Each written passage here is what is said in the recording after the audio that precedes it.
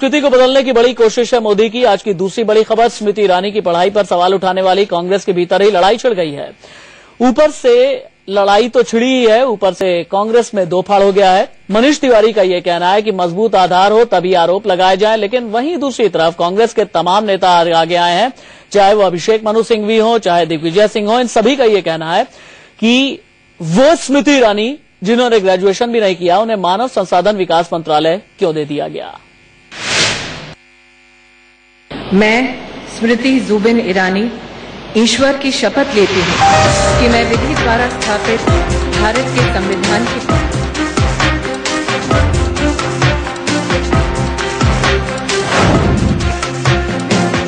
की शपथ लेती हूँ कि मैं विधि द्वारा स्थापित भारत के संविधान की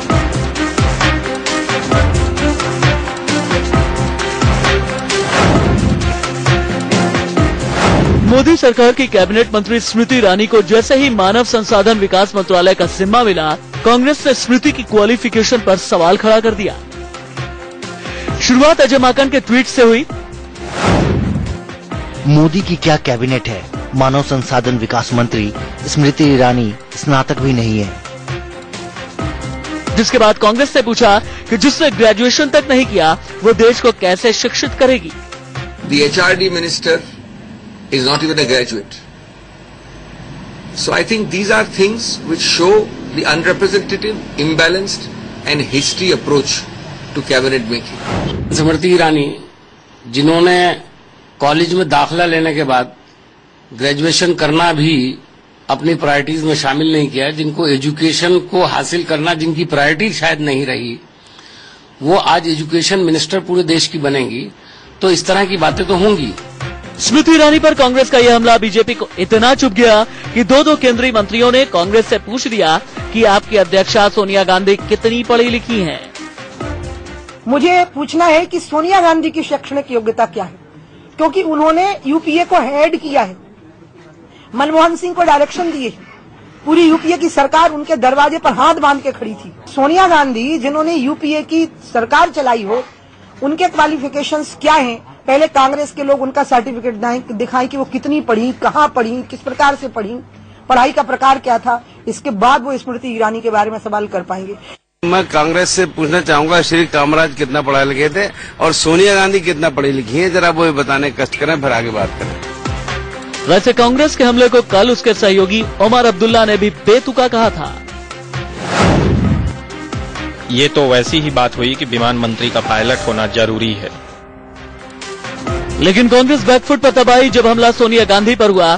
सोनिया पर हमला बोलते ही एक के बाद एक मनीष तिवारी और दिग्विजय सिंह सामने आए। मामले को रफा दफा करने की कोशिश शुरू हो गई। We need to criticize this government.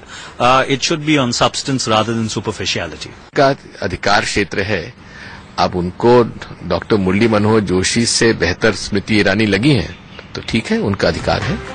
Congress के बैकफुट पर आने के बावजूद बीजेपी सांसद गिरिराज सिंह ने ट्वीट कर कांग्रेस पर हमला बोला।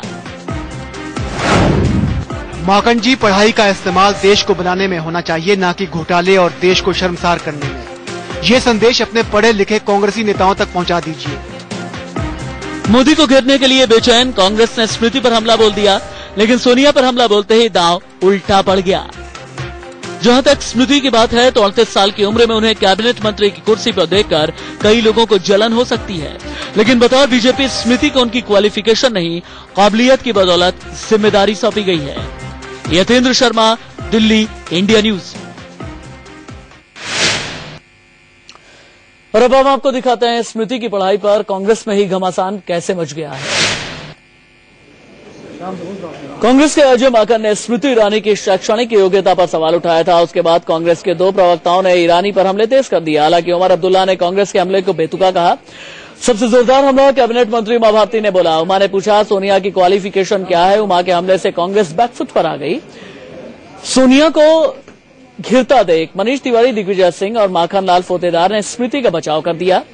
इसके बावजूद माकन ने ऑफ द रिकॉर्ड कहा स्मृति पर हमला सही है और मनीष फोतेदार के बयान निजी हैं। माकन ने कहा कि आगे भी स्मृति पर हमले जारी रहेंगे।